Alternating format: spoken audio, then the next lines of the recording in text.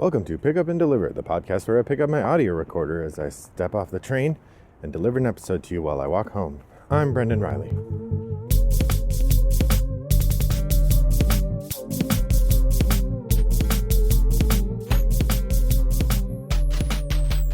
Well, good afternoon, listeners. It is a pleasant day here in suburban Chicago in January. The weather is chilly, but not outrageously cold. Crisp, beautiful January weather. I'm enjoying it. I'm on my way home from my first day of class here in spring semester of 2022. I've recorded a few episodes already, so one of the things I really like when my podcast is really trucking along nicely is to record a couple episodes ahead so that if I have a day where I don't feel like making an episode or I get really busy and I can't make one, then I kind of keep a rhythm. So this episode is probably the third or fourth episode of the season, even though I'm recording it a week before the season starts. So if I seem out of touch of time, that's why. But given that today was the first day of class in my spring semester, I thought it would be interesting to think about the start of games and just talk a little bit about what I do in a class and what I do to set up a game experience and where those experiences overlap. I may also talk a little bit about games that I think are most interesting in terms of the opening moves, but we'll see. I didn't make a list of that, and that's the sort of thing that usually works better if I spend a little time writing stuff down. So I thought I would instead talk about how I prep for a class and how I prep to play a new game. Now, generally here I'm talking about games that are complicated, games that are simple, often don't take much prep. I mean, I think when we played So Clover, I spent 10 minutes reading the rules before we played, maybe not even that long. And most games of that level, that's about what I do. There's not a lot of prep involved. But let's talk about something big. I just started replaying a game of Bonfire on Yucata, which is fun that that's available on Yucata now. Woohoo! So I'm thinking about like when I played Bonfire a while back. Well, the first thing, just like registration for my classes at my college, you want to set up who you're going to play with.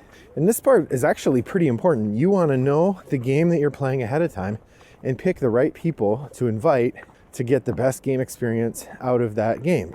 Have the reviews said that it's a game that is particularly perplexing for extra thoughtful players? Maybe this isn't the game to invite your very AP-prone friend to attend. Is it a game that has a lot of backstabbing and fighting? Maybe you have a friend who doesn't do well in direct conflict games in terms of like continuing to be a pleasant player. So yeah, that's of course something that you'll discover over time. You inevitably have experiences like both of those I mentioned. Those would be people that I have played games that induce AP or played games that have too much conflict and then it's not pleasant with that person. So there's some of that. But as you think about sort of setting up that game experience, just knowing which kind of people are going to be a good fit for the game is a crucial part. In the same way, when you're registering a class, you want to make sure the class is going to be a good fit for the people who are registering for it. Sometimes, like one of the class I taught today is Writing and Rhetoric 2. This is a very general subject class, and everybody takes it. So the class is designed to suit all students. So for example, when I was preparing to teach my zombie class, which is a very intense 14-day experience over 3 weeks, where we cover the same amount of work you do in a semester, I send out an email to students when they're signing up to make sure that they kind of know what they're getting into and are ready for that experience, because it tends to be a ton of work. And if they're not ready for it or don't have time for it, it can be pretty overwhelming. Even for the students who do have time, it's pretty overwhelming. But that's kind of the idea. It's meant to be a kind of very intense experience, but then some of the results that come out of that intense experience aren't something that I've found a good way to achieve otherwise. So similarly with games, you want to invite the right people, and then you want to prep them the right way. Before a class, I will often ask students to have something ready. Like, for instance, I asked students to come to class today with a piece of great writing ready to share. And in a similar way, often if we're playing a really complicated game, I will send people a link to a how to play video, even if I'm planning to do a teach once we're there. And that part's really useful because the teach becomes a refresher for everybody rather than a full explanation for people who don't know anything about the game. And if people watch the video, then instead of becoming an explanation for everybody, they become a sort of secondary teacher who can catch me when I screw up a rule, which I will do because it takes a lot to remember all the rules, and I change games too quickly. So having somebody else be ready to help with the game usually is helpful to me. Then when we get there, when I'm teaching a class, I try to have the opening part of the class feel very welcoming. We introduce ourselves, we talk about why we're there. We usually do a short activity that's meant to get us talking to one another a little bit. Like for my writing class, I had them share a word that they like or dislike. And I would ask them to tell me why they like or dislike that word.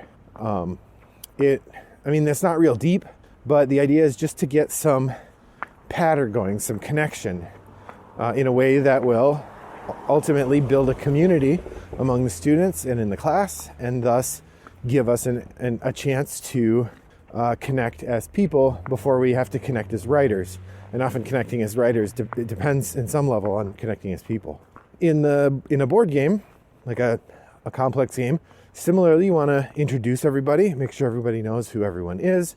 If there's somebody who's played the game before, I usually like to share that, or somebody who plays a lot of these games or is new to these kinds of games. It's good for people to know that so that they're just kind of aware of the situation. You do want to be careful though, just like in a class, you don't want to pigeonhole anybody too early into what kind of student they are or what kind of things they do in a game. Just because someone's new to this kind of game or hasn't played it before doesn't mean they aren't going to totally kick your butt. My experience is they usually are going to kick my butt because I'm not good at games, at least depending what kind of game I'm playing in with whom. And then there's the actual game itself, or like for me, the first day of class, I try to run the first day of class like a real class. And I try to do the same with the first gameplay. I'm not a big fan of play 2 rounds and then start over. Usually we don't have time for that. By the time we get started, we want to go, and we're not competitive enough that we're going to go like, oh man, I didn't know what I was doing those first 2 rounds, so I want to start over. Instead, we just kind of roll with it.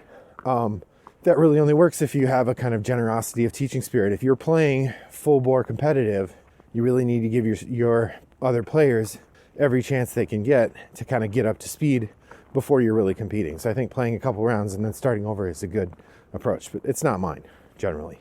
In the same way on the first day of class, I run the first day of class like a real day. I don't know how many of you had this experience, but I had this experience in high school and often in college where the first day of class was kind of a nothing day. We would talk about the syllabus. We would talk about class policies. We wouldn't really do anything. And to a degree, that's true in my class also. We don't do anything that will be on the exam later. We don't have an exam, but we do the kinds of work that we're going to be doing in class. We break up into small groups and we talk about stuff. We do some focused writing and look at that. And so that's a way to kind of get things rolling in the class, and a regular part of what I like to do. And then as the game goes along, I try to be welcoming. In a classroom, I do that by learning students' names as quickly as I can, using self-deprecating humor where necessary or possible, doing my best to kind of relax the environment and ease them into the idea that this is a safe space to share and learn together. Because again, writing is really personal, and a lot of times if you're giving your writing to someone else to read, it can feel scary to have them critique it or to comment on it or even just to read it. And so getting to know these people a little bit means that when they read your writing, it's less personal. In the same way in a game, you want to be welcoming. If you're hosting the game at your house, it's good to have food and beverage available. I generally don't mind snacking around my games, so I'll just ask people to, use napkins or whatever and be careful. But ultimately the games are about social connection, not about the preciousness of the components. So I'm not generally too worried about that sort of thing. But if you are, you can take steps. I have one friend who has TV trays, and he asks people to keep their beverages and food on the TV trays so it's off the table. That prevents a lot of sort of spills and stuff because you're not mixing the two. In the classroom, like I said, I work to learn everybody's names. That's a good thing to do in the game as well, especially if you're playing with strangers. Make sure you know everybody's names and do your best to help others know their names as well. Use their names maybe a little more than you might in other kinds of conversation. And then when you get to the end of the game, you want to make it fun in terms of how you figure out the winner. I always like to add up scores, starting with the person who's in last place and working forward, because that's often fun. Usually then everybody gets to be in the lead a little bit in any kind of game where you're accumulating a bunch of points at the end. That's not always the case. Sometimes you got a runaway winner, but usually that makes it fun. In my classroom, we'll often talk about what are we doing next. I will kind of sum up what we did that day, ask if anyone has any last questions, and send them on their way. In the same way in a board game event, maybe you'll talk about what game you might want to play next. Maybe pick a date. If this is a regular group of people that you're playing with, it's good to have something on the calendar so you don't lose track of it. And generally set up the expectations so when they're leaving, they feel good about the experience. And then finally, there's cleanup. In a classroom, most of the time the cleanup is minimal. I will double check that no garbage got left or anything, because there are custodians at night at my school, but in between classes, nobody comes in and sweeps the room. So if I leave the room a mess, it's a mess for the next class. That's no good. And I'll also put the tables back the way they were when I came in and that sort of thing. And you see similar things in board games. You need to pack the game up. Sometimes if you're in a hurry, like say you have to get out of there fast, you might just dump all the stuff in the box and you can clean it up later. But most of the time, you're gonna clean it up there. Now this is something I'd love to hear from the listeners. Are you a solo cleanupper, or do you like to have people help? In other words, when you're cleaning up the game, do you like to get all the pieces and put them in their right spots and put them away and all of that by yourself? Or do you like to have people help you do it? I tend to be a solo cleaner upper. I think that there are, I like packing the game away, and I like doing that carefully. At the same time, I've discovered some methods to have my fellow players help me clean up. One thing is I like, if we're using bags, which most of the time I'm using bags and little plastic bins, sometimes I'll have foam core trays, or, in the nicer games that came with them, I'll have game trays or that sort of thing. I don't generally buy aftermarket game organizers. If I want one of those, I will make it myself. But generally, the experience of cleaning up is more fun if you have an organized way to do it. And so often with that sort of thing, like if we have bags, I will use my label maker to put a label on each bag so we know what goes in there. And that helps a lot for cleanup, because even if all the bags are kind of the same, you don't know how people want to divide up the components. You don't always know which bag is going to go where. And so just being able to say, oh, this is the bag that has those components, that helps a lot in terms of organization. It also helps when you're setting up the game, because I don't know about you, but I always just flip to the setup page and walk through the steps on the setup page. And when I'm doing that, it's really helpful to have all of the components in labeled containers. So that's something that I tend to do with my games. All right, well, I've got a couple minutes left, so I'm curious to know when you're starting a class, the first day is really important for setting the tone, for establishing your persona as a teacher, for building a rapport with the students, for setting up expectations about what the class is going to be. Just like the first play of a game is really important for getting people to enjoy a game, getting people to understand what it is, building camaraderie with a game group so that they'll come back and try another game.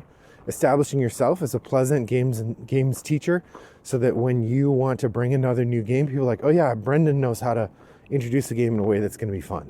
So once you're playing, I'm curious, what are some games? First off, what do you think I missed? I'd love to hear that. But also I was thinking about, what are some games where the first moves are absolutely crucial, where the first moves that you make will make or break your experience in the game, and you often can just get off on a really wrong foot right from the beginning, or a really right foot right from the beginning. I'm curious. So, certainly not in that way. It would be games that have kind of scripted openings. But then again, I don't know that there are such things as scripted openings. There might be the standard opening. One example of that is Agricola. I've mentioned a number of times that I've been playing Agricola a lot. And one of the things I found is that the standard opening for me in Agricola is play a occupation card if I can. And if I can't, I usually will get wood or plow a field. And then I will take the first player marker. If I can't play an occupation, it's because someone else was first player. So what I will do then instead is plow a field, or if I have a minor improvement that needs some wood or some clay or something, I'll get that with my first action. Then with my second action, I'll take the first player marker and get that improvement. And then in the second round, I will get my first occupation. Because in my experience, if you're playing Agricola right, you're doing that by really honing the cards that you have to set up for the game experience that you want. So you want to nail down the cards that you have and be able to start the process by which you are setting up your game. And you do that by playing your occupations. So that's an example of a game where it's crucial to have a good start. I know there's lots more, but I'm out of time and I didn't make a list. So what else do you do when you're introducing a game to people? Head over to Board Game Geek Guild 3269 and let me know. Share your experience there. Or you can email me, Brendan at Rattlebox Games, or send me a direct message on Board Game Geek. My username is Wombat929. Thanks for joining me on my walk today. I hope that your next walk is as pleasant as mine was. Bye-bye.